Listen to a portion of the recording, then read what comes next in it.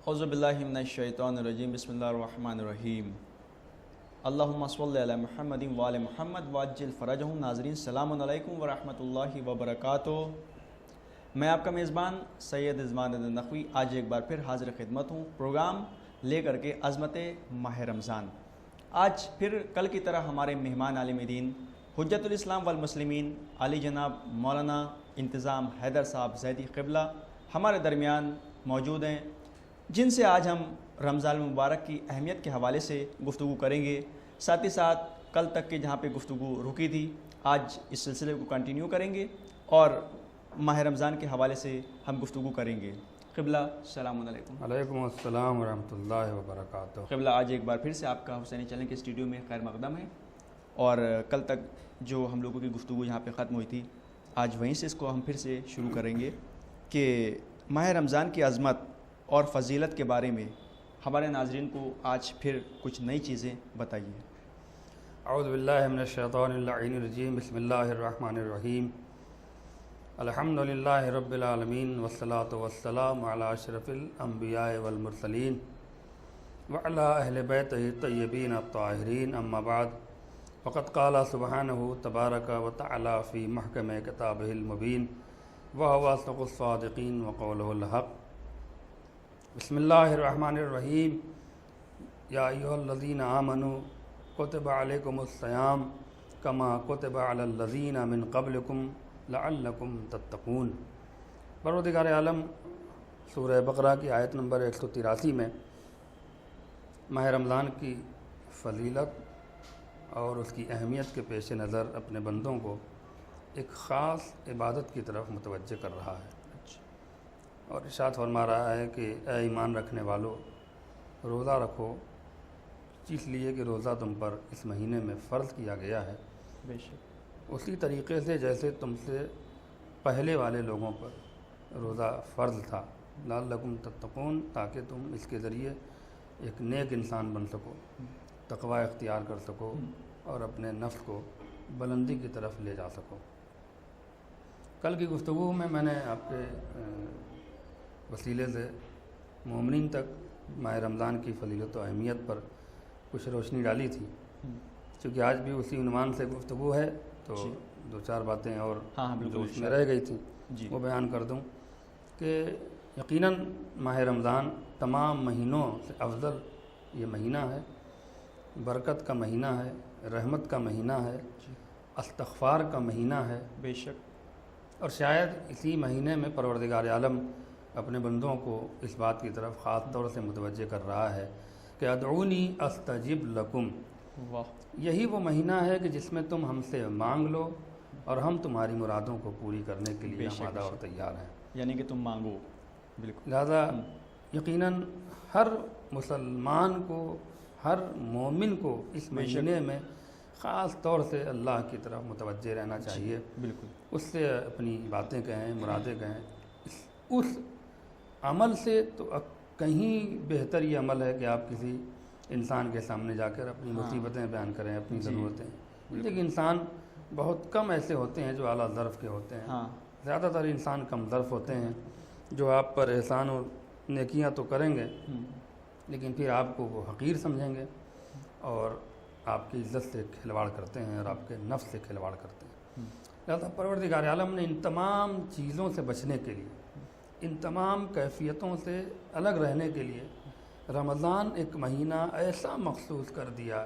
کہ دیکھو یہی وہ مہینہ ہے کہ آؤ تم اپنے اللہ سے ہاتھ پھیلا کے مانگو، اپنی گناہوں کی توبہ کرو، ہم تمہارے لیے آمادہ ہیں، ہم تمہاری گناہوں کو معاف کریں گے، تمہاری ضرورتوں کو پورا کریں گے۔ اس سے قبل کہ تم کسی کم ظرف انسان کے سامنے آگے ہاتھ پھیلاؤ، تم اپنے خالق حقیقی کے آگے ہاتھ پھیلاؤ، بے شک، تم اپنے معبود حقیقی کے سامنے دست طلب رکھو، سبحان اللہ، اور اس سے کہو اے میرے پروردگار تو ہی ہمارا خالق ہے، تو ہی ہمیں پیدا کرنے والا ہے، ہم ناچیز، حقیر، خاکسار تیرے ایک بندے ہیں جو تجھ سے اپنی دلی حاجت کو پوری کر رہے ہیں۔ اسی لیے امام نے فرمایا ہے کہ ماہ رمضان میں جس طرح سے بچہ رو رو کے اپنے والدین سے اپنی باتیں منوا لیتا ہے اور اپنی خواہشوں کو پوری کر لیتا ہے، اپنی ضرورتوں کو پوری کر لیتا ہے، اسی طرح امام فرماتے ہیں کہ ماہ سیام میں تم بھی رو رو کے اللہ کو راضی کرو، جی بالکل، اس لیے کہ تمہارے والدین سے کہیں محسن، کہیں کریم تمہارا پروردگار عالم ہے، بے شک، بالکل بالکل، جو تمہارے لیے رحمت کا دروازہ کھول کے بیٹھا ہے، مانگو ہم سے، ہم تمہیں دینے کے لیے تیار ہیں۔ لہذا یہی وہ مہینہ ہے کہ جہاں گریہ بھی کرنے کا حکم ہے، اچھا جی، گناہوں پہ اپنے نادم ہو، رو، اور رونے کے بعد اللہ سے استغفار کرو، بے شک پروردگار عالم تمہارے گناہوں کو معاف کرے گا۔ لہذا یہی وجہ ہے کہ 2 سوال اس مہینے کو لے کر نبی کریم سے لے کے ہمارے اور آپ کے چھٹے امام جعفر صادق علیہ السلام محمد یہ ہوا، آپ سے پوچھا گیا پہلا سوال آپ سے، ذرا وہ بھی واضح کر دوں کہ کیسے علم ہو ہمیں اے میرے مولا کہ ہماری نمازیں پروردگار قبول کر رہا ہے۔ اچھا، ہاں بالکل، بہت اچھی بات جی، کیسے تو امام نے فرمایا کہ اس کی سب سے آسان دلیل یہ ہے کہ جس وقت جو نماز پڑھنے کے بعد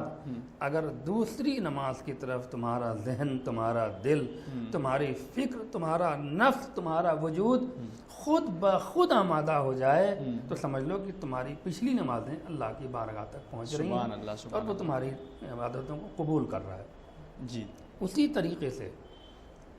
اس سلسلے میں پوچھا گیا پروردگار عالم کی بارگاہ کو پیش نظر رکھتے ہوئے کہ مولا کیسے پتہ چلے کہ ہمارے روزے قبول ہو رہے ہیں؟ ہاں، حضور سرور کائنات سے بھی یہ سوال ہوا، کیسے پتہ چلے کہ ہم جو روزہ رکھ رہے ہیں، جو ہم نفسیاتی طور پہ جو قربانیاں اللہ کی بارگاہ میں پیش کر رہے ہیں، آیا یہ قربانی کہاں تک ہمیں علم ہو کہ یہ ہمیں راس آئی یا نہیں آئی؟ تو امام نے فرمایا کہ اگر تمہارا نفس اس مہینے میں خود بخود کسی گناہ کی طرف مائل نہ ہو، جی، واہ، خود بخود کسی برائی کی طرف مائل نہ ہو، تو یہ سمجھ لو کہ تم جو روزے رکھ رہے ہو پروردگار وہ تمہارے روزے کو قبول کر رہا کیا ہے۔ کہنا، کیا اس کہنا، لیے کہ نبی ارشاد فرما چکے ہیں کہ رمضان نام ہی ہے گناہوں کو جلا دینے کا، گناہوں کو جلا دینا، رم سے بنا ہے، جی، رمضان نام ہی ہے بالکل بے شک، گناہوں کو معاف کرانے کا۔ جی، لہذا ایک بہترین فارمولہ حضور سرور کائنات ائمہ اور انبیاء کرام نے ہمیں ساری چیزیں ماہ رمضان کے سلسلے میں بیان کی ہیں کہ یقیناً یہ بہت فضیلت کا مہینہ ہے، اور جو بندہ اس مہینے کو نظر انداز کر دیتا ہے، اس مہینے کو درگزر کر دیتا ہے، اس کی طرف متوجہ نہیں ہوتا، پھر وہ سال بھر کسی عبادت کے مہینے میں کسی نیک عمل کی طرف اللہ کی قربت کے لیے کبھی متوجہ نہیں ہو سکتا۔ یعنی کہ آپ کا کہنے کا مطلب یہ ہے کہ ہم سب کو، کیونکہ ہم سب گناہ گار ہیں، ظاہر سی بات ہے ہم سب سے خطا ہوتی ہے، گناہ بھی ہوتے ہیں، تو یہ ہمارے لیے ایک بہترین نعمت کے طور پر یہ مہینہ آیا ہے، تو اس میں ہمیں تمام مومنین کو یہ چاہیے کہ جتنا زیادہ ہو سکے عبادت کو انجام دیں، اور جتنا زیادہ ہو سکے اللہ سے توبہ کریں، رو رو کے گر گرا کے توبہ کریں، کیونکہ اگر ہم اس مہینے میں اللہ سے اپنے کو معاف نہیں کرا پائے تو پورے سال نہیں کرا سکتے۔ بے شک۔ جی، تو جناب یہاں پر بات جو ہمارا کل کا پروگرام تھا تو اس میں بھی یہی گفتگو ہو رہی تھی کہ بندہ اپنے اللہ سے کیسے قریب ہو سکتا ہے، یعنی کہ وہ نماز پڑھ رہا ہے، وہ عبادتیں انجام دے رہا ہے، بہت ساری چیزیں ایسی کر رہا ہے کہ ہم اپنے اللہ سے قریب ہو جائیں۔ تو ہمارے ناظرین کو بتائیے کہ ایک بندہ عبادت کے ذریعے کس طرح اپنے اللہ سے قریب ہو سکتا ہے، آپ ہمارے ناظرین کو بتائیے۔ یقیناً جیسا کہ میں نے کل کی بھی گفتگو میں یہ بات کہی تھی کہ رمضان ایک ایسا مبارک مہینہ ہے کہ جس میں بہت آسان طریقے سے بندہ اپنے پروردگار سے قریب ہو سکتا ہے، اور یہی وجہ ہے کہ حضور سرور کائنات حضرت محمد مصطفیٰ صلی اللہ علیہ وآلہ وسلم نے ایک حدیث ارشاد فرمائی، الصلاۃ قربان کل تقی، یعنی نماز ہر نیک انسان کے لیے اللہ سے قریب ہونے کا بہترین وسیلہ ہے۔ اچھا، ہاں، نماز، یعنی قرب الہی، اگر کوئی انسان اللہ قرب الہی چاہتا ہے، اللہ سے قریب ہونا چاہتا ہے، تو اس کے لیے سب سے پہلی جو عبادت قائم کی گئی ہے وہ ہے نماز، یعنی کہ نماز کے ذریعے اللہ جو ہے بہت قریب، بندہ جو ہے اپنے اللہ سے بہت قریب ہو سکتا ہے اس نماز کے ذریعے۔ جی، اسی لیے اس نے سورہ بقرہ میں پروردگار عالم نے ارشاد فرمایا کہ یا ایھا الذین آمنوا واستعینوا بالصبر والصلاۃ ان اللہ مع الصابرین۔ بے شک، کیا بہترین بات پروردگار عالم نے کہی ہے کہ دیکھو جب تمہارے سامنے کوئی مصیبت آئے، جب تمہارے سامنے کوئی سخت مشکل آئے، تو اس وقت تم صبر اور نماز کا دامن پکڑے رہیں۔ واہ، بالکل صحیح، بالکل بالکل بے شک، جی جناب۔ ان اللہ مع الصابرین، بے شک پروردگار عالم صبر کرنے والوں کے ساتھ ہے۔ یعنی پروردگار عالم یہ بتانا چاہ رہا ہے کہ اگر تم اپنی مشکلوں کو، اپنی پریشانیوں کو، اپنی مصیبتوں کو، چاہے وہ نفسیاتی ہوں، چاہے وہ ذہنی ہوں، چاہے وہ جسمانی ہوں، چاہے وہ سماجی ہوں، کسی بھی اعتبار کی اگر مصیبت تمہارے سامنے آ کر کھڑی ہے تو اس کو دو ہی چیز سے تم دور کر سکتے ہو، ایک صبر سے، ایک نماز سے۔ یعنی کہ مولانا صاحب کہیں کہیں پہ ایسا ہوتا ہے کہ انسان جو ہے وہ اپنا صبر کھونے لگتا ہے کہیں کہیں پہ، تو یہاں جیسے کہ آپ نے ابھی بیان فرمایا کہ زیادہ تر انسان کو کوشش یہ کرنا چاہیے کہ نماز کے ذریعے اور صبر کے ذریعے اگر وہ اپنی آخرت تک وہ قائم رہتا ہے، اپنی بات، اپنی منزل تک وہ قائم رہتا ہے تو یقیناً وہ کامیاب ہوگا، کیونکہ اللہ کا وعدہ ہے۔ اور ہوتا کیا کہ بیچ بیچ میں آدمی جو ہے جو صبر سے تھوڑا سا پیچھے ہٹ جاتا ہے، وہ کہیں نہ کہیں نربس ہو جاتا ہے۔ تو آپ کے کہنے کا مطلب اس کو نربس نہیں ہونا چاہیے، بلکہ اس کو صبر کرنا چاہیے اور عبادت کرنا چاہیے، مستحکم رہ کے اس کو جو ہے عبادت کرنا چاہیے، نماز پڑھنا چاہیے، انشاءاللہ اس کو کامیابی ملے گی۔ جی، اسی طرح امہ کے بہت سی واقعات ہیں۔ ہاں بالکل بے شک، پانچویں امام کے جو واقعات ہیں، چوتھے امام کے واقعات ہیں جی، کہ کنویں میں گر گئے ہمارے پانچویں امام جی، اور ایک واویلا مچ گیا۔ ہاں ہاں ہاں، چوتھے امام سید الساجدین زین العابدین، جی، لوگ آگے کہہ رہے ہیں آپ نماز پڑھ رہے ہیں اور آپ کا بیٹا کنویں میں گر گیا، لیکن امام وقت تھے، ہاں بالکل مسئلہ پروردگار، نماز کے خضوع و خشوع میں کوئی کمی نہیں آئی۔ ہاں ہاں، ویسے ہی نماز پڑھتے نماز سے فارغ ہوتے ہوتے ہیں۔ بیٹا جو ہے وہ باپ کے پہلو میں کھڑا ہوا۔ اچھا، واہ، تو یہ ہے یقین۔ بالکل سب سے بڑی چیز جو ہے کہ آج کے ہر نمازی کو، آج کے ہر مسلمان کو جو سب سے بڑی چیز ہے وہ یقین ہونا چاہیے۔ اچھا جناب، یہ یقین میں ابھی ایسا بھی دیکھا گیا ہے کہ کچھ نوجوان ہیں کہ جو نماز پڑھ رہے ہیں، سب کچھ کرتے ہیں، عبادتیں میں انجام دیتے ہیں، مگر کہیں نہ کہیں ان کی دعا نہیں قبول ہوتی، تو وہ ان کے یقین میں کمی آ رہی ہے۔ تو ذرا سا یہ بتائیے کہ یقین کو کیسے ہم مکمل کریں؟ یقین کا فلسفہ 3 لفظوں میں ہے۔ یقین کہتے کسے ہیں؟ جی، دل سے یقین ہو، ہاں دل سے یقین، زبان پہ اس کا اقرار ہو، اچھا اچھا اچھا، جی، اور عمل سے اسی اقرار کا اظہار ہو۔ اچھا اچھا، یہ یقین، جہاں ڈفرینس پایا جائے گا، جہاں تضاد پیدا ہوگا، جہاں فرق پیدا ہوگا، ظاہر سی بات ہے کہ جب ایمان ہی مستحکم نہیں ہے، ایمان ہی کامل نہیں ہے، جی بالکل، تو پہلے تو ایمان اصول دین میں ہے۔ جب آپ اصول دین ہی کی کسوٹی پہ کھڑے نہیں اترے تو پھر فروع دین کہاں سے آپ کے قبول ہوں گے؟ ہاں ہاں بالکل صحیح بات ہے، یعنی کہ جو ہے کافی یقین اور ایمان جو ہے وہ پختہ ہونا نماز چاہیے۔ پڑھنے سے پہلے نماز کی فضیلتوں پر، نماز کی اہمیت پر، نماز کی ریپوٹیشن پر اگر آپ کو یقین کامل نہیں ہے تو آپ زندگی بھر نماز پڑھیے، ہاں ہاں بالکل، اس کا ثواب تو مل جائے گا، جی، لیکن اس سے جو آپ کو فائدے ہیں، جو اس سے فوائد ہیں، جو اس سے آپ کو نتائج ملنے والے ہیں، چونکہ آپ اطمینان نہیں، مطمئن نہیں ہیں اس پر، آپ یقین نہیں رکھتے، لہذا ان چیزوں سے آپ ہمیشہ محروم رہیں گے۔ اچھا، جی، لہذا اسی لیے پہلے ایمان مضبوط کریے۔ پروردگار عالم کہہ رہا ہے قرآن مجید میں، ان الصلاۃ تنہا عن الفحشاء والمنکر، نماز یقیناً برائیوں سے روکنے کا نام ہے، نماز معاشرے اور ماحول کو اچھا بنانے کا نام ہے، ہاں، نماز انسان کو انسان بنانے کا نام ہے۔ جی، اب اگر کوئی نماز بھی پڑھ رہا ہے، دہشت گردی کر رہا ہے، نماز بھی پڑھ رہا ہے، بم پھوڑ رہا ہے، نماز بھی پڑھ رہا ہے، انسان اور انسانیت کا خون بہا رہا ہے، اس میں کوئی ریاکاری ہے۔ ہاں ہاں بالکل، وہ قرآن کی جو بات ہے، وہ قرآن سب سے سچی کتاب ہے، بالکل بے شک، اس لیے کہ قرآن جس نے بھیجا وہ صادق، واہ، جس کے قلب مطہر پہ نازل ہوا وہ صادق، بالکل بے شک، جو ان کے وارثان ہیں وہ صادق۔ صادق، تو بالکل، کہیں سے آپ اگر ذرہ برابر بھی قرآن اور وارثان قرآن پر شک کریں گے تو آپ ایمان کے دائرے سے باہر ہو جائیں گے۔ لہذا پہلے اس پر یقین ہو، ایک طرف آپ نماز بھی پڑھ رہے ہیں، ایک طرف انسانیت کا خون ہے، انسان کا خون ہے، تو یہ ظاہر دونوں میں ڈفرنس پایا گیا۔ اس کا مطلب یہ ہے کہ آپ ظاہراً سجدہ کر رہے ہیں، جی، آپ کے دل میں نہ یقین ہے، نہ اطمینان ہے، نہ آپ کا ایمان کامل ہے۔ ایمان لہذا پہلی چیز یہ ہے کہ ایمان صحیح ہو، اگر ایمان صحیح ہے تو خود بخود جو ہے آپ کا عمل صحیح ہوگا۔ یہی وجہ ہے کہ ہمارے اور آپ کے پانچویں امام محمد باقر صلی اللہ علیہ وسلم نے جب ان سے پوچھا گیا کہ دین کسے کہتے ہیں، آپ نے ارشاد فرمایا دین جزا اور سزا کا نام ہے۔ اس کے بعد پھر مولا آپ ذرا اور روشنی ڈالیں تو ہمارے اور آپ کے پانچویں امام نے بتایا کہ دین کی مثال ایک درخت کی طرح ہے۔ سبحان اللہ، بے شک، دین کی مثال ایک درخت کی طرح ہے کہ جن کی شاخیں، ڈالی، پتے، پھول، پھل، انسان ہمیشہ یہی ظاہر ہے جنہیں دیکھ کر اس کی زندگی پر یقین کر لیتا ہے، لیکن اصل زندگی وہ پا کہاں سے رہا ہے؟ بالکل بالکل، وہ زمین کے اندر چیزیں چھپی ہوئی جسے جڑ کہتے ہیں۔ اب اگر کسی انسان کو ایک درخت کو پہچاننا ہے کہ یہ زندہ ہے کہ مردہ ہے تو وہ اکھاڑ کے نہیں دیکھے گا، بالکل اکھاڑ کے نہیں دیکھے وہ دیکھے گا اگر رمق حیات ہے، سرسبز و شادابی باقی ہے تو سمجھ لے گا کہ درخت زندہ ہے، بالکل، اور اگر درخت سوکھ گیا پتے سوکھ گیا اس کے تو دیکھتے ہی پہچان لے گا کہ اس کی حیات نہیں ہے۔ جی تو بالکل، دین بھی اسی، ایمان چھپی ہوئی چیز کا نام ہے، اچھا، عمل اظہار کا نام ہے، دکھنے والی چیز ہے، نماز دکھنے والی چیز، روزہ دکھنے والا چیز، تلاوت قرآن پاک دکھنے والی چیز، حج دکھنے والی چیز، یہ ہے فروع دین، یہ ہے شاخ، یہ ہے پتے، یہ ہے تنا، یہ ہے ڈالی، یہ ہے سرسبز و شادابی۔ لیکن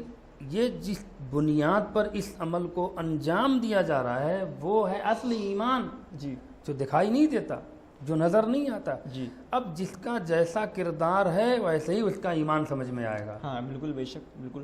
لہذا اسی لیے کہا گیا اصول دین، یعنی دین کی جڑیں 5 ہیں۔ جی ہاں، جب تک ان 5 پر یقین کامل نہیں ہوگا، آپ زندگی بھر نماز پڑھیے، آپ زندگی بھر عبادتیں کریے، زندگی بھر روزہ رکھیے، جیسے آپ تھے اور اس سے بدتر ہوتے چلے جائیں گے، نہ آپ کے کردار میں سدھار ہوگا، نہ آپ کے نیت، نہ آپ کے نفس میں سدھار ہوگا، نہ آپ کا وجود بلند ہوگا، نہ آپ کا مرتبہ بلند ہوگا، اور پستی کی طرف جاتے جاتے اتنے ذلیل اور رسوا ہوتے چلے جائیں گے کہ سوائے آپ کی زندگی ایک مذاق کا مزاق بن کے رہ جائے گی۔ لہٰذا پہلی صورت میں یہ ہے کہ ایمان، اگر روزہ رکھ رہا ہے انسان تو روزے پر ایمان پہلے ہو، عمل بعد میں۔ اچھا، جی، سب سے بڑی جی، جیسے کہ جناب رمضان المبارک کا مہینہ ہے، بہت مقدس مہینہ ہے، بابرکت مہینہ ہے۔ اس مہینے میں جو لوگ روزہ رکھتے ہیں تو ان کے بارے میں بھی ہم یہ جاننا چاہتے ہیں کہ وہ لوگ کہ روزہ کن کن چیزوں سے ساقط ہوتا ہے۔ یہ بہت اہم سوال ہے کہ کن کن چیزیں، وہ کون سی چیزیں کہ جن کے ذریعے روزہ جو ہے وہ ساقط ہوتا ہے، یہ بھی ہمارے ناظرین کو بتائیے، بہت ضروری ہے ان کے لیے۔ اس کے لیے تو توت العوام اور توضیح المسائل میں سارے مسائل موجود ہیں۔ اب آپ نے سوال کیا ہے تو میں کچھ اس پر روشنی ڈال دیتا ہوں۔ روزہ ان لوگوں پر ساقط ہوتا ہے کہ جو لوگ بیمار ہوں، اچھا، مثلا اصلی بیمار ہوں، مطلب بنے ہوئے نہ ہوں، جیسے کہ اب جیسے ہمارے ائمہ نے اس بات کی طرف بھی تاکید کی گئی ہے کہ یقیناً وہ شخص روزہ نہیں رکھ سکتا کہ جس سے پیاس کا غلبہ بہت زیادہ ہوتا، یعنی جس سے جو شدت پیاس کا احساس زیادہ رکھتا ہو، اس پر روزہ ساقط ہے۔ یا اگر کوئی انسان یہ کہ روزہ رکھنے سے اس کے امراض میں اضافہ ہو رہا ہے، کہ مرض میں اضافہ ہو رہا ہے، تو اس صورت میں روزہ اس پر ساقط ہے۔ اچھا، وہ اس کا کفارہ دے سکتا ہے، لیکن اس کی قضا بھی نہیں ہے۔ اچھا، انسان کو خدشہ ہے کسی بیماری کا، یا قوت برداشت نہیں ہے، اسے بیمار پڑ جا رہا ہے، بالکل بے ہوشی کا عالم ہے، برداشت نہیں ہے، اور بہت سی بیماریوں کے آ جانے کا اندیشہ ہے، تو ان صورتوں میں وہ روزہ چھوڑ سکتا ہے۔ لیکن اب یہ بھی تاکید ہے کہ اگر یہ کیفیت آہستہ آہستہ اچھی ہو گئی، آپ نے علاج کیا، 15 دن میں آپ ٹھیک ہو گئے، تو پھر آپ 16ویں دن سے روزہ رکھیے۔ اب اگر آپ چھوڑ رہے ہیں تو کفارہ بھی واجب ہے، اچھا، اور آپ پر روزہ چھوڑنے کی، یعنی اگر مرض بڑھ جائے تب روزہ نہیں ہے، لیکن اگر مرض کم ہو رہا ہے، ختم ہو رہا ہے تو پھر روزہ۔ جیسے حالت عمل میں عورت کے لیے اجازت ہے کہ وہ چھوڑ سکتی ہے، یا کسی کے ہاں ولادت ہوئی ہے، جلدی رمضان سے 2-4 روز قبل ولادت ہوئی ہے، اب اس کے لیے شریعت کہتی ہے کہ اگر وہ روزہ رکھ رہی ہے، اسے ڈر ہے کہ میرا دودھ خشک ہو جائے گا، تو شریعت اجازت دیتی ہے کہ وہ روزہ چھوڑ سکتی ہے، کیونکہ اس سے اب اس کی بیٹے کی زندگی وابستہ ہے۔ جی، بقیہ جو عذر شرعی ہیں وہ سارے لوگ جانتے ہیں کہ حالت حیض میں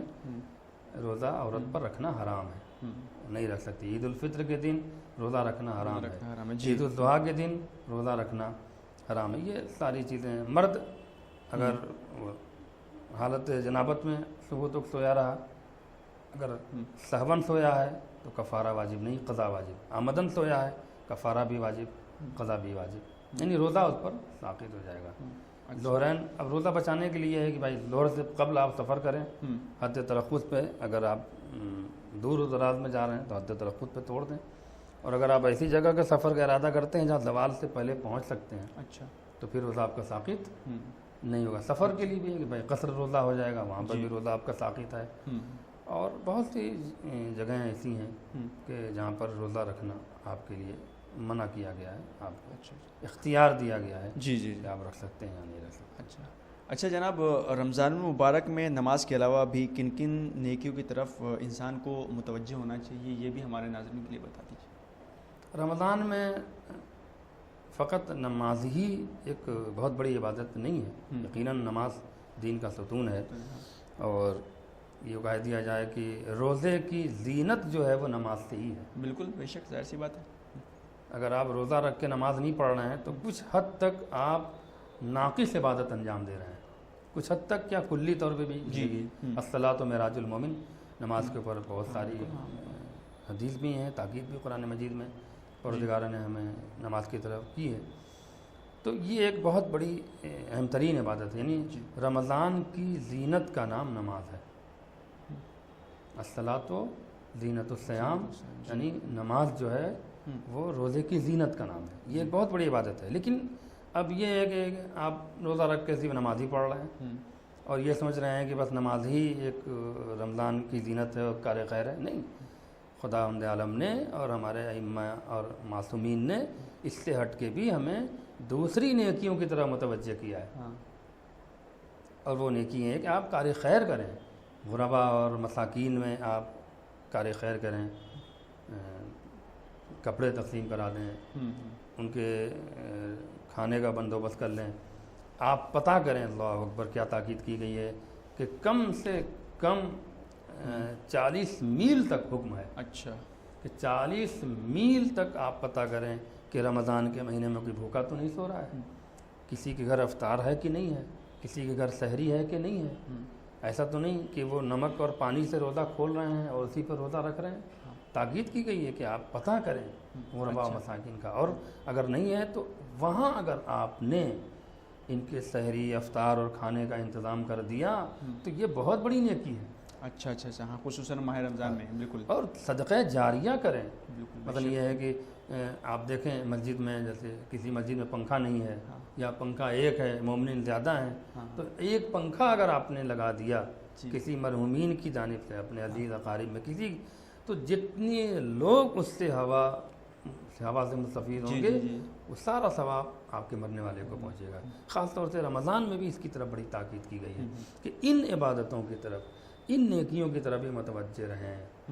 مریض ہے، دوا نہیں ہے، غربا میں دوا تقسیم کرا دیں۔ اچھا اچھا اچھا، اور بھی صدقہ جاریہ ہے۔ جی، یعنی کہ آپ کا کہنے کا مطلب ہے کہ زیادہ تر اس ماہ مبارک رمضان میں اگر ثواب لینا چاہتے ہیں مومنین تو ان کا یہ فریضہ ہے کہ وہ ان غریبوں میں جائیں کہ جہاں پر جو چیز دیکھیں کہ نہیں ہے، جیسے افطار کا سامان ہے تو افطار ان کو دلوا دیں، اور کچھ پیسوں کا انتظام ہے تو پیسے دے دیں، کچھ جوڑے تقسیم کر دیں ان لوگوں میں، کچھ ایسا اگر چھوٹے چھوٹے بچے ہوں تو ان کو کاپی کتابیں، اگر بکس ان کے پاس نہیں ہے کالج یا اسکول کی تو وہ ان کو اویلیبل کرا دیں، وہ ان کو دلوا دیں، تاکہ اس سے یہ ثواب جاریہ ہے اور اس سے بہت ثواب ملے گا، اور ان کا بھی مسئلہ حل ہو جائے گا، ان غریبوں کا، اور ساتھ میں جو امیر لوگ ہیں ان کے پر بھی یہ ضروری ہو جائے گا کہ وہ اگر وہ خیال کریں گے غریبوں کا تو اللہ ان پر رحمت بھی نازل کرے گا، ان کو اور ترقی بھی دے گا، بہت ضروری ہے۔ جناب، کل جو بات ہم لوگوں کی ہو رہی تھی اسی بات کو ہم آگے بھی کنٹینیو کرنا چاہتے ہیں کہ وہ ہم لوگ تو اللہ تمام والدین کو سلامت رکھے جو حیات ہیں، اور وہ مرحومین کے جو مر چکے ہیں، جو اس دنیا میں نہیں ہیں، ظاہر سی بات ہے وہ اب ہمارے بیچ نہیں ہے، تو کس طرح سے ہم لوگ ان مرحومین کو یاد کریں، کیونکہ رمضان سے بہتر اور کوئی مہینہ نہیں ہوگا، کہ اس میں آپ یہ بتائیے کہ ان مرحومین کو ہم لوگ کس طرح سے یاد کر سکتے ہیں، ان کے لیے کیا کریں؟ پہلی صورت تو یہ ہے کہ سورہ فاتحہ کا اصال کریں۔ جی بالکل، اچھا۔ اور سورہ فاتحہ میں نے اکثر مجالس پڑھنے جاتا ہوں یا کہیں اگر شریک ہونے کی نیت سے گیا تو بہت سے لوگوں کو دیکھا کہ بہت جلدی وہ فاتحہ پڑھ لیتے ہیں۔ اچھا جی، ہاں، اور یہ بھی ایک مسئلہ ہے، حضرت سے یہ بھی سمجھا دیے گا کتنے جوانوں کو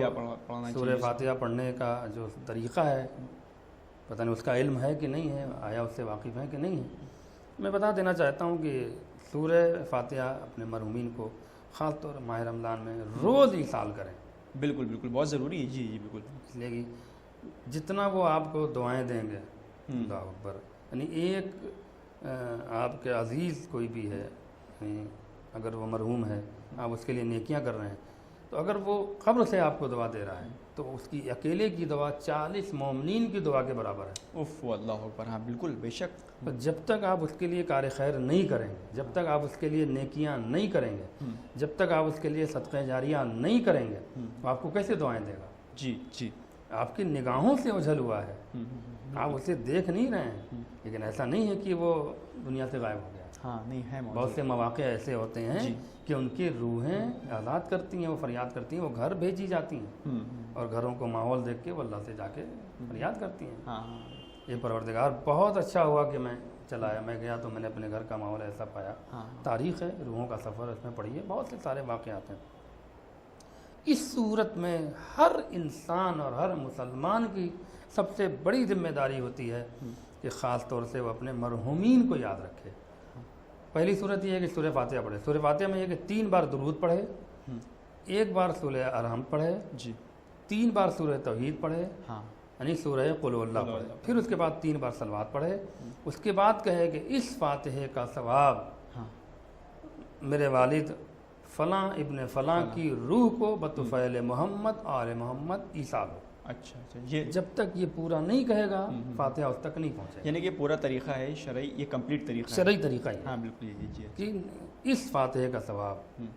سوروں کا ثواب ہاں، ان سوروں کا محمد اور آل محمد کے صدقے میں فلاں ابن فلاں کی روح کو پہنچے۔ ہاں جی، یہ ہے ایک فاتحہ کا۔ نظر میں بھی جو مرحومین کو نظر کیا جاتا ہے تقریباً وہ طریقہ یہی ہے، بس وہاں پر یہ ہے کہ اس کھانے کا ثواب، اس فاتحہ کا ثواب، اس کھانے کا ثواب، پانی کا ثواب، جو چیزیں وہاں رکھی جاتی ہیں ان کا نام بھی لے سکتے ہیں، فلاں ابن فلاں کی روح کو پہنچے۔ یہ ایک سب سے پہلی صورت فاتحہ، اور رمضان کے علاوہ آپ ہمیشہ کر سکتے ہیں۔ جو دوسرا ہے رمضان میں خاص طور سے، وہ ہے کھانا۔ اچھا، اپنے مرحومین کی جانب سے زیادہ لوگوں کو کھانا کھلائیں، اور جتنا وہ آپ کھانا کھلائیں گے اتنا ہی ثواب آپ کے مرنے والوں کو ملے۔ ان کی طرف سے لباس غریبوں میں بانٹتے ہیں، کار خیر کریں، ان کی طرف سے غریب بچوں کی تعلیم کا انتظام کر دیں، ان کی طرف سے مساجد میں جا کے دیکھیں کیا نہیں ہے کیا ہے، واٹر کولر لگوا دیں، اے سی لگوا دیں، جو آج کی ضرورت ہے سب سے بڑی۔ اگر یہ ساری چیزیں آپ کر رہے ہیں، صدقہ جاریہ ہے، جب تک لوگ اس سے مستفید ہوتے رہیں گے،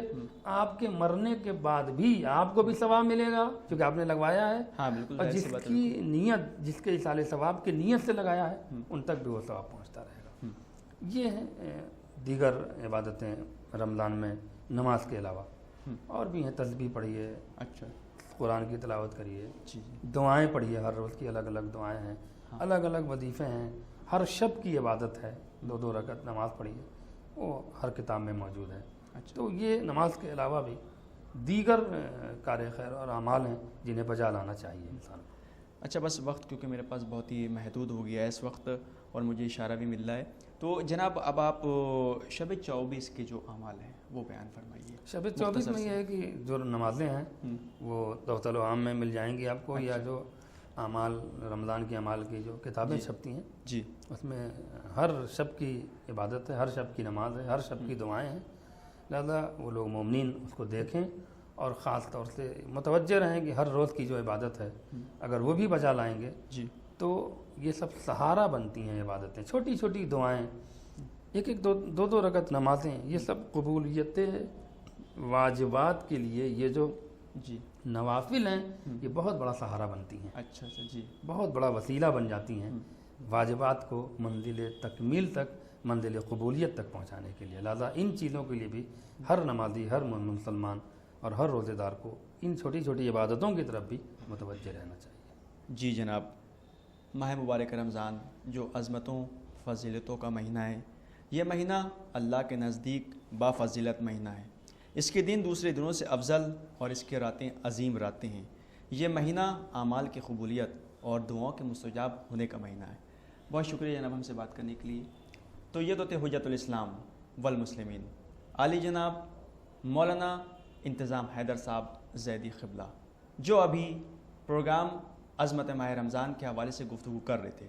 اب اپنے میزبان سید رضوان نقوی کو دی اجازت، اس امید کے ساتھ کہ کل پھر اسی وقت آپ سے ملاقات ہوگی۔ آپ دیکھتے رہیے حسینی چینل۔ خدا حافظ، السلام علیکم ورحمۃ اللہ وبرکاتہ، فی امان اللہ۔